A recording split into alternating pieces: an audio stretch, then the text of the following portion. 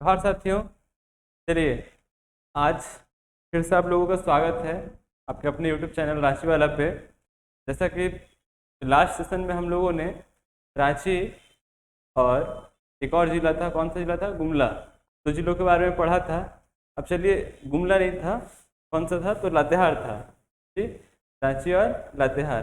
तो आज मैं आप लोगों के लिए फिर दो जिला का सेशन लेके आया हूँ, जिसपे दो जिलों के बारे में हम लोग बात करेंगे। चलिए, जल्दी से आज का सेशन स्टार्ट करते हैं। तब तक आप लोग सब जुड़ जाइए, है ना। सेशन को ज़्यादा से ज़्यादा शेयर कीजिए ताकि ज़्यादा से ज़्यादा लोग इसको देख पाएँ।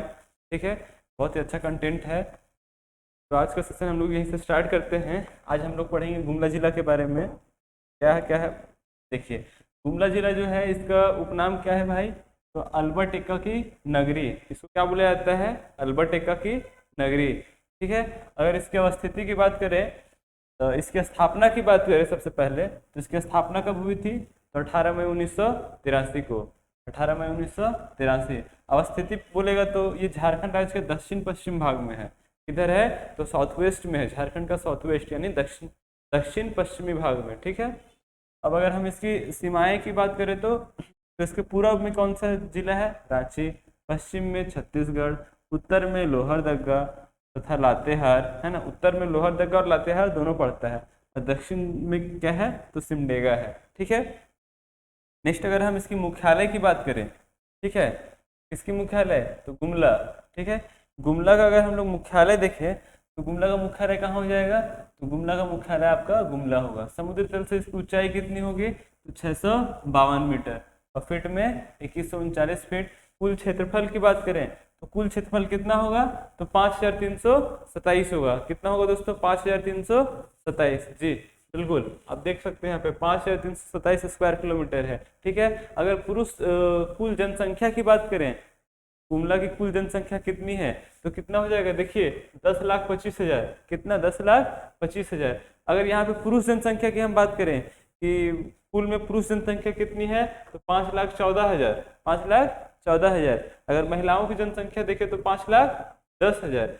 पुरुषों की जनसंख्या 5,14,000, महिलाओं की जनसंख्या 5,10,000, और कुल जनसंख्या कितनी है, तो 10,25,000।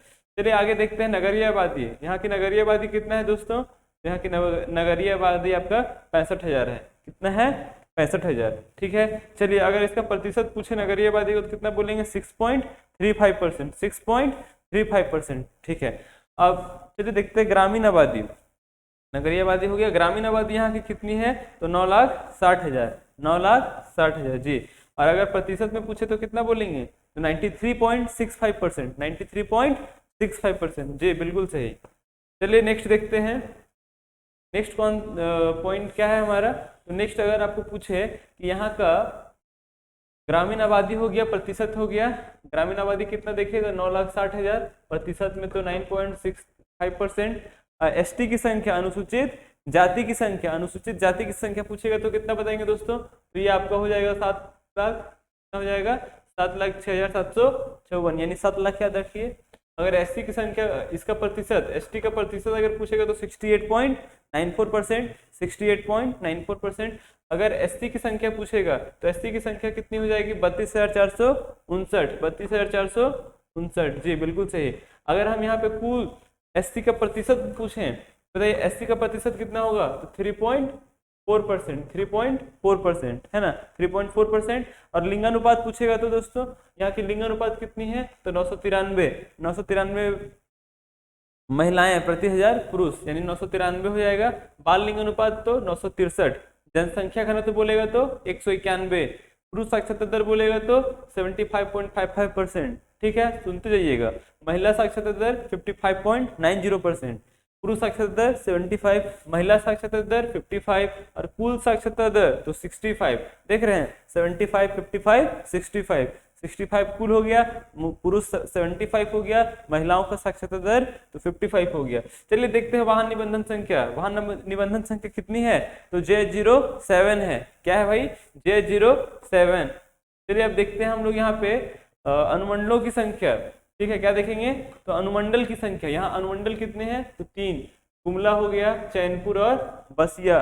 गुमला, चैनपुर और बसिया। जी हाँ, गुमला, चैनपुर और बसिया। अब देखते हैं प्रखंडों की संख्या, वर्तमान में यहाँ कितने प्रखंड है ना, तो यहाँ पे कितने प्रखंड हैं, 12, ठीक है। और विधानसभा क्षेत्र कितने हैं, तो विधानसभा क्षेत्र 3 हैं, कौन कौन, तो ये हो गया गुमला, सिसई और बिशनपुर, गुमला, सिसई और बिशनपुर जी। चलिए देखते हैं लोकसभा संसदीय क्षेत्र, लोकसभा संसदीय क्षेत्र एक है दोस्तों, वो है लोहरदगा, कौन सा है, लोहरदगा है, ठीक है। चलिए अब बात करते हैं प्रमुख नदियां का, तो प्रमुख नदी यहाँ पे कौन कौन सी नदी प्रवाहित होती हैं, तो दक्षिणी कोयल, उत्तरी कोयल, शंख नदी, ठीक है। आप दक्षिणी कोयल, उत्तरी कोयल पढ़े होंगे, और साथ में एक शंख नदी है, ठीक है। अब देखेंगे ऐतिहासिक स्मारक, तो ऐतिहासिक स्मारक यहाँ पे क्या क्या है, नागफेनी राजभवन, नवरत्नगढ़ और राजडेरा, नागफेनी और रतनगढ़ और राजडेरा, ठीक है। चलिए देखते हैं, नागफेनी राजभवन था, नवरत्नगढ़ था और राजडेरा था, ठीक है, राजा डेरा। अब देखेंगे यहाँ पे क्या, प्रमुख धार्मिक स्थान, तो प्रमुख धार्मिक स्थान में क्या क्या आएगा दोस्तों, देखिएगा अंजन धाम, क्या है, तो अंजन धाम, टांगीनाथ धाम, ठीक है, अंजन धाम क्या है, अंजन धाम, टांगीनाथ धाम, महामाया मंदिर, शिव पार्वती मंदिर, सेंट पैट्रिक चर्च, कोराम्बे का वासुदेव राय मंदिर, ठीक है। तो ये सब आपका प्रमुख धार्मिक स्थान हो गया, ठीक है, क्या हो गया, प्रमुख धार्मिक स्थान, जी हाँ, प्रमुख धार्मिक स्थान में हम लोग ये सब सारी चीजें देखे हैं। अब देखेंगे पर्यटन स्थल, पर्यटन स्थल यानी घूमने वाली जगह कौन कौन सा है, तो ये आपका पालकोट अभ्यारण्य हो गया, बिरसा मुंडा कृषि पार्क हो गया, घाघरा जलप्रपात हो गया, सगनी घाघ हो गया, सगनी घाघ क्या जलप्रपात, तो घाघरा और सगनी घाघ जलप्रपात पूछेगा कहाँ पे है, तो क्या बोलेंगे, तो ये पलामू में है। चलिए अब देखते हैं कौन कौन सी जनजाति यहाँ पाई जाती है, तो क्या होगा, उरांव, मुंडा, खड़िया, लोहार और चिकबड़ाई, प्लस किसान और खरवार भी, तो यहाँ 5-6 जनजाति पाए जा रहे हैं, उरांव, मुंडा, लोहरा, खड़िया, चिकबड़ाई, है ना। चलिए अब देखते हैं प्रमुख उद्योग, कौन कौन से उद्योग यहाँ पे होता है, तो बीड़ी उद्योग, साबुन, मोमबत्ती, लौह सामग्री, ठीक है, ये सब प्रमुख उद्योग हो गए। अब हम लोग देखेंगे आंदोलनकारी का, कुछ कुछ आंदोलनकारी के नाम जो फेमस हैं, प्रमुख हैं, वो कौन कौन से हो जाएगा दोस्त, तो क्या है भाई, देखो, गंगा महाराज, गोविंद भगत, देवेंद्र कुमार, गणपत खंडेलवाल, लड्डू महाराज, मथुरा प्रसाद, इग्नेश बैग, ठीक है, ये सब प्रमुख आंदोलनकारी हो गए, ठीक है। अब पूछेगा प्रमुख व्यक्तित्व के बारे में, तो क्या बोलेंगे, जतरा उरांव, कार्तिक उरांव, अल्बर्ट एक्का, अल्बर्ट एक्का दोस्त बहुत इंपॉर्टेंट है, अल्बर्ट एक्का आपके गुमला के ही थे, इनको क्या बोला, यही है, इनको मरणोपरांत जो है परमवीर चक्र से सम्मानित किया गया है। परमवीर चक्र आप जानते हैं कि सैन्य में सबसे वीरता पुरस्कार कौन सा है, सबसे सर्वोच्च सैन्य पुरस्कार अगर हम बात करें तो परमवीर चक्र ही है, जो एल्बर्ट एक्का को मरणोपरांत मिला है। चलिए अब देखेंगे तेलंगा खड़िया हैं और सुमति उरांव भी हैं, ठीक है, इन सबों का नाम आप ध्यान रखिएगा। अब हम लोग देखते हैं कुछ इंपॉर्टेंट फैक्ट गुमला जिला के बारे में, तो क्या है, गुमला एक ऐसा क्षेत्र है जहां पर प्रतिवर्ष गाय का मेला लगता है, ठीक है, और यह स्थान गौ मेला के लिए प्रसिद्ध था। कालांतर में इस स्थान की प्रसिद्धि गौ मेला नाम से हुई, इसी को ग्रामीणों ने अपभ्रंश कर दिया और ये गुमला बन गया। तो यहाँ से हम लोग गुमला का नामकरण भी समझ गए, गुमला का नामकरण गौ से पड़ा है, यहाँ पे गौ मेला काफी चर्चित प्रचलित था, ठीक है, इसी से गुमला का नाम पड़ा है।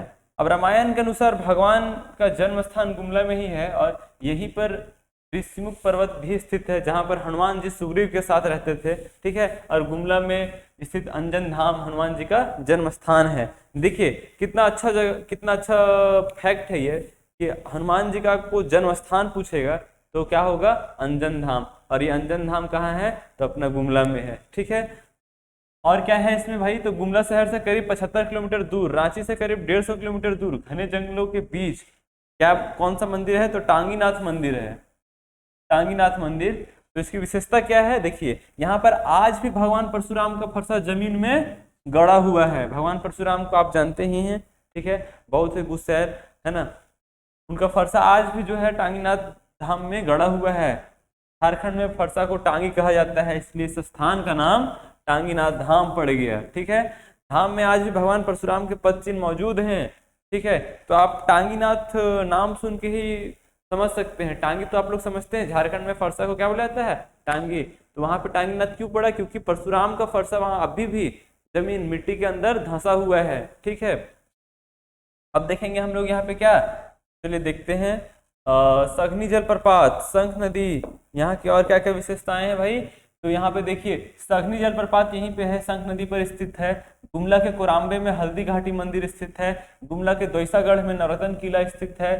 ठीक है, नवरत्न किला में क्या है, तो ये खजाना घर है। इस महल का विशेष आकर्षण यहीं पे है। तो गुमला जिले में स्थित पालकोट अभयारण्य की स्थापना 1990 में हुई थी। पालकोट अभयारण्य की बात करें तो पालकोट अभयारण्य की स्थापना कब हुई थी, 1990 में। नवरत्नगढ़ के किले को झारखंड का हम्पी कहा जाता है। बहुत ही इंपॉर्टेंट क्वेश्चन बनता है इससे, झारखंड का हम्पी किसे बोलते हैं, तो नवरत्नगढ़ के किले को बोलते हैं। चलिए, अल्बर्ट एक्का स्टेडियम गुमला में स्थित है, ये भी क्वेश्चन आता है स्टेडियम में। बताइए अल्बर्ट एक्का स्टेडियम कहाँ है, तो हम क्या बोलेंगे, गुमला। गुमला की पहचान खेल नगरी के रूप में भी की जाती है। चलिए, गुमला निवासी तथा भारतीय थल सेना के ब्रिगेड ऑफ द गार्ड के लांस नायक अल्बर्ट एक्का 1971 के भारत पाक युद्ध में मातृभूमि की रक्षा करते हुए शहीद हुए थे। उन्हें मरणोपरांत परमवीर चक्र से अलंकृत किया गया। अभी इस चीज का जिक्र हम लोगों ने किया था, हमारे अल्बर्ट एक्का जो हैं उनको परमवीर चक्र मिला है, जो मैंने आपको बताया कि ये सैन्य सर्वोच्च सम्मान है। ठीक है, किस लिए मिला, तो भारत पाक 1971 में जो युद्ध हुआ था उसमें शहीद हुए थे ये, और मरणोपरांत इनको परमवीर चक्र से सम्मानित किया गया। चलिए, ये हमारे लिए बहुत सौभाग्य की बात है कि ऐसे ऐसे वीर जो है हमारे धरती में थे। ठीक है, इन्हीं की वजह से आज हम लोग आजाद हुए हैं और अच्छे से जीवन जी पा रहे हैं। ठीक है, हम लोगों को इन लोगों का जो है याद होना चाहिए, इन लोगों के बारे में जानना चाहिए, इन लोग हम लोग का स्मृति में बैठना चाहिए, कभी भूलेंगे नहीं। ठीक है, इन लोगों का जो बलिदान है, ठीक है, इन सारी चीज़ों को, इनकी गाथाओं को याद रखना है आप लोगों को। और देखिए, तो और क्या है इनमें, कुछ कुछ विशेषता है, देख लेते हैं हम लोग और। ठीक है, देखिए, परमवीर चक्र विजेता अल्बर्ट एक्का के जीवनी को लेकर पूर्व सैनिक सेवा परिषद के परिषद के द्वारा डॉक्यूमेंट्री फिल्म बनाई जा रही है, परमवीर के नाम से है, जिसकी शूटिंग गुमला जिले के जरी गांव में हुई है। अब मैं आपको बता दूं, ये जो अल्बर्ट एक्का थे ना, इनका जन्म भी गुमला के जरी में ही हुआ था, और इनके ऊपर एक फिल्म की शूटिंग हो रही है, और फिल्म का नाम परमवीर है। ठीक है, और इन्हीं के गाँव जरी में हो रहा है।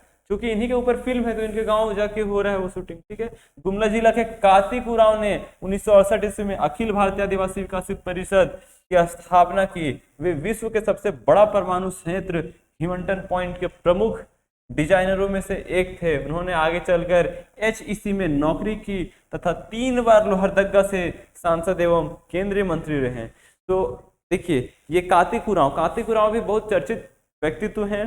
ठीक है, गुमला से। इनके बारे में क्या क्या विशेषता है, तो 1968 में एक अखिल भारतीय आदिवासी विकास परिषद के क्या थे, तो इसका स्थापना किए थे। ठीक है, 1968 में। फिर क्या हुआ कि विश्व का सबसे बड़ा जो परमाणु संयंत्र, जिसको हम लोग हिमेंटल पॉइंट बोलते हैं, उनका ये डिजाइन किए थे। उनके डिजाइनरों में से इनको प्रमुख माना गया है, एक ये भी प्रमुख डिजाइनर थे उनमें। ठीक है, आगे चलकर ये HEC कंपनी के बारे में आप लोग सब जानते हैं, हेवी इंजीनियरिंग कॉर्पोरेशन लिमिटेड में नौकरी की, और 3 बार, उतना ही नहीं, 3 बार जो है लोहरदगा से ये सांसद एवं केंद्रीय मंत्री भी रह चुके हैं। कौन, तो कार्तिक उरांव। इनके बारे में क्वेश्चन बनता है, आपसे पूछेगा। ठीक है, तो आप लोगों को इनकी विशेषता, इनका जो की फैक्ट पॉइंट में मैंने बताया है उसको याद रखिएगा। चलिए, इसके साथ साथ एक और जिला के बारे में हम लोग आज देख लेते हैं, और वो कौन सा जिला है भाई, तो सिमडेगा है ना। चलिए, सिमडेगा के बारे में भी जान लें।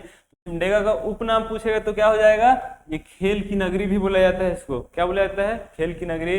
इसके स्थापना वर्ष पूछेगा तो क्या हो जाएगा, 30 अप्रैल 2001। 30 अप्रैल 2001। अवस्थिति पूछेगा तो झारखंड राज्य के दक्षिण भाग में है। ठीक है, सुनते जाइए। सीमाएं, पूर्व में खूंटी है, पश्चिम में सिंहभूम है, और पश्चिम में छत्तीसगढ़ भी है, उत्तर में गुमला है, दक्षिण में उड़ीसा है। हम मुख्यालय की बात करें तो सिमडेगा ही होगा। ठीक है, चलिए आगे देखते हैं। और क्या है दोस्त, तो आपका समुद्र तल से ऊंचाई कितना है, 418 मीटर। फीट में बात करें तो कितना, 1371 फीट। ठीक है, चलिए, कुल क्षेत्रफल बोलेगा तो 3761, कितना, 3761 स्क्वायर किलोमीटर। अगर हम कुल जनसंख्या की बात करेंगे तो कितना हो जाएगा दोस्त, तो 5,99,000। 5,99,000। चलिए, पुरुष जनसंख्या की बात करें तो कितना होगा, 3 लाख। जैसे महिलाओं की बात करें तो कितना होगा, 2,99,000। ठीक है। नगरीय आबादी, नगर में रहने वाले लोगों की संख्या कितना होगा, तो ये 42,944 होगा। चलिए देखते हैं प्रतिशत में कि नगरीय आबादी का प्रतिशत कितना है, तो 7.16% है, बिल्कुल। ग्रामीण आबादी अगर बोलेगा तो कितना बोलेंगे भाई, तो ग्रामीण आबादी यहाँ का 5,56,000 है, और इसका प्रतिशत पूछेगा तो कितना हो जाएगा, तो 92.84%, ठीक है। अब अगर एसटी की संख्या पूछे कि यहाँ पे अनुसूचित जाति की संख्या कितनी है, तो 4,24,000 बोलेंगे, कितना, 4,24,000, ठीक है। अब प्रतिशत पूछ देगा तो 70.78%, 70.78%। चलिए हम लोग काफी स्पीड में चल रहे हैं, इसी तरह से हम लोग सब कवर करते चले जाएंगे। आप लोग क्लास में बने रहिए, सेशन को ज्यादा से ज्यादा शेयर कीजिए और ध्यान से सुनिए, ठीक है, क्या क्या हम बताते जा रहे हैं। चलिए हम लोग कहाँ तक देखे थे, तो एससी की संख्या देख लिए थे, कुल जनसंख्या में अनुसूचित जनजाति का प्रतिशत कितना था, तो 70.78% था, ठीक है। उसके बाद देखा हम लोगों ने एसटी की संख्या कितना था, तो 44,000 था, प्रतिशत में कितना, तो 7.45%। जनसंख्या घनत्व पूछे तो 159, लिंगानुपात 997, बाल लिंगानुपात तो 969, ठीक है। अब देखते जाओ, ठीक है। लिंगानुपात पूछेगा तो कितना बोलेंगे, 997, बाल लिंगानुपात पूछेगा तो कितना बोलेंगे, 969, और जनसंख्या घनत्व पूछेगा तो 159। चलिए अब देखते हैं हम लोग लिटरेसी रेट, तो कुल लिटरेसी रेट यहाँ का 67.99% है, लेकिन अगर पुरुष की बात करें तो 76%, और महिलाओं की बात करें तो 59.92%, ठीक है। चलिए अब देखेंगे वाहन निबंधन संख्या कितना है, JH20, राइट। अब देखेंगे अनुमंडलों की संख्या, तो बस एक ही अनुमंडल है यहाँ पे, अब वो कौन सा है, तो सिमडेगा है, कौन सा है, सिमडेगा है। जिला निर्माण के समय प्रखंडों की संख्या देखा जाए तो कितना है भाई, तो जिला निर्माण के समय यहाँ प्रखंडों की संख्या 10 थी, कितनी, 10, और वर्तमान में भी कितने हैं, तो 10 ही हैं, ठीक है। अब देखेंगे विधानसभा क्षेत्र की संख्या, तो विधानसभा क्षेत्र की संख्या 2 है, कौन कौन सा, सिमडेगा और कोलेबिरा, सिमडेगा और कोलेबिरा जी। अब लोकसभा संसदीय क्षेत्र कितने हैं, तो एक है, वो कौन सा है, तो लोहरदगा है, लोहरदगा। प्रमुख नदियां का बात करें तो यहाँ पे शंख, देव, गिरवा, पालमारा, 4 नदी है, शंख नदी, देव नदी, ठीक है, गिरवा और पालमारा, याद रखिएगा। चलिए अब देखते हैं धार्मिक स्थान, तो कौन सा होगा, रामरेखा धाम, बनदुर्गा, केतुंगा धाम, करांगुरी मंदिर, भैरव बाबा पहाड़ी, अनजान पीर साहब की मजार, ठीक है, अंजाम पीर साहब की मजार। चलिए आगे देखते हैं और क्या है इसमें।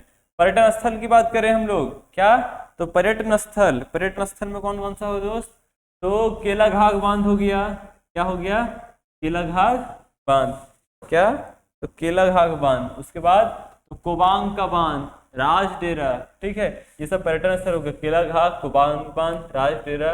अब मेला की बात करें तो कौन कौन सा मेला हो जाएगा, देखिए, राम रेखा मेला, गांधी मेला। जनजातियां, यहाँ कौन कौन सी जनजाति पाए जाते हैं, माल पहाड़िया, खड़िया, मुंडा, गोंड, कोरवा, चिकबड़ाई, बिंजिया, ठीक है, याद रखिएगा। देखिए कुछ कुछ तो हैं, उरांव हो गए, मुंडा हो गए, ये सब सभी जिले में पाए जाते हैं लगभग में, ठीक है। तो आप लोगों को कुछ कुछ विशेष याद रखना है। चलिए प्रमुख उद्योग की बात करें तो यहाँ पे टोकरी निर्माण होता है, वन उत्पादों से संबंधित लघु और कुटीर उद्योग होता है, ठीक है, याद रखिएगा।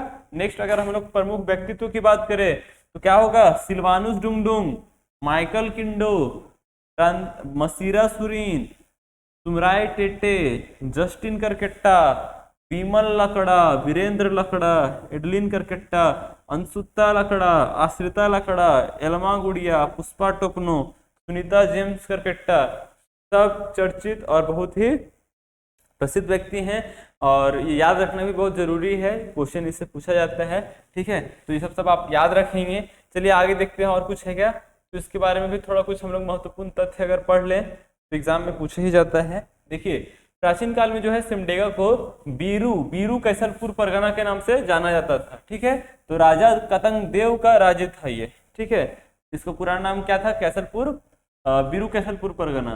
तो इस जिले में स्थित रामरेखा धाम के संबंध में यह मान्यता है कि वनवास के दौरान राम, सीता और लक्ष्मण ने यहाँ कुछ समय के लिए प्रवास किया था, ठीक है।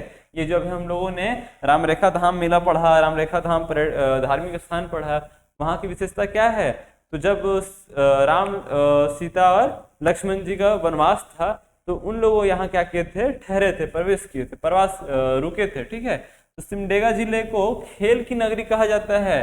ठीक है, जिले में हॉकी के क्षेत्र में अपना परचम लहराया है। ठीक है, भारत की राष्ट्रीय हॉकी टीम की तरफ से खेलने वाले खिलाड़ियों में सिरवान डुंगडुंग हैं, माइकल किंडो हैं, कांतिबा हैं, मसीरा सुरीन हैं, सुमराय टेटे हैं और जस्टिन करकेट्टा हुए, विमल लकड़ा हुए, वीरेंद्र लकड़ा, एडलिन करकेट्टा, अंशुता लकड़ा, आश्रिता लकड़ा, इन सभी का नाम जितना हम लोगों ने पढ़ा ये सब क्या है, तो राष्ट्रीय लेवल तक खेले हैं हॉकी। ठीक है, नेशनल लेवल तक। अब हम लोग और क्या देखेंगे, चलिए और देखते हैं हम लोग। हॉकी के अतिरिक्त, सिर्फ हॉकी ही नहीं, हॉकी के अतिरिक्त सिमडेगा जिला फुटबॉल के लिए भी प्रसिद्ध है। ठीक है, जिले में छिन्ना नदी पर मनोरम केघा बांध स्थित है। ठीक है, किस नदी पे है, अगर आपको क्वेश्चन पूछा जाए केलाघाट जो है, केलाघाट जलप्रपात वो किस नदी से है, किस नदी के से नदी पर स्थित है, तो क्या बोलेंगे, छिंदा नदी। कौन सा नदी, छिंदा नदी। तो जिला के बोलवा प्रखंड में प्रसिद्ध बनदुर्गा का मंदिर स्थित है। पानो प्रखंड के केतुंगा धाम के बारे में प्रसिद्ध है कि इसकी मूर्तियों का निर्माण अशोक के कलिंग युद्ध से लौटने के क्रम में करवाया था। ठीक है, किसके मूर्तियों का निर्माण, तो ये बोलवा प्रखंड में जो बनदुर्गा का मंदिर है। ठीक है, अब किरसई प्रखंड में भगवान शिव की केरांगरी मंदिर स्थित है। ठीक है, पलवाड़ टोंगेर नामक स्थान पर भैरव बाबा पहाड़ी मंदिर स्थित है। ठीक है, दानगाड़ी के खूबसूरत झरने पिकनिक स्पॉट के रूप में प्रसिद्ध है। तो ये सारा चीज क्या है, पलामू का महत्वपूर्ण तथ्य है। चलिए देखते हैं, सिमडेगा का गांधी मेला तथा रामरेखा मेला पूरे राज्य में प्रसिद्ध है। किस जिले के बारे में हम लोग बात कर रहे थे, सिमडेगा के बारे में। और यहाँ पे दो मेला, रामरेखा मेला और गांधी मेला, पूरे राज्य में प्रसिद्ध है। ठीक है, तो इतना ही रहा आज सिमडेगा का महत्वपूर्ण तथ्य। आज हम लोगों ने दो जिला के बारे में देखा, पलामू के बारे में और सिमडेगा के बारे में। चलिए डेली का सेशन में हम लोग इसी तरह जो है दो जिलों के बारे में पढ़ते चलेंगे और सबसे पहले सारे जिलों को कंप्लीट करेंगे, खत्म करेंगे। उसके बाद टू द सिलेबस में जो एग्जाम पॉइंट ऑफ व्यू से इंपॉर्टेंट है वही सारा टॉपिक हम लोग पढ़ेंगे। ठीक है, ऐसा नहीं कि कुछ भी पढ़ते चले जा रहे हैं, जो एग्जाम में पूछता है, जो पूछा गया है उसको देखना है हम लोग को, प्रीवियस ईयर क्वेश्चंस। ठीक है, और सिलेबस को, और बस इसी तरह से सही डायरेक्शन में चलना है। तब तक के लिए आप हमारे चैनल में बने रहिए, ज़्यादा से ज़्यादा शेयर कीजिए, सब्सक्राइब कीजिए, कमेंट कीजिए आप लोगों को कंटेंट कैसा लग रहा है। ठीक है, आप लोगों के लिए ही मैं इतना मेहनत कर रहा हूँ। और चलिए, स्वस्थ रहिए, मस्त रहिए, अच्छे से पढ़ते रहिए। जोहार सभी को।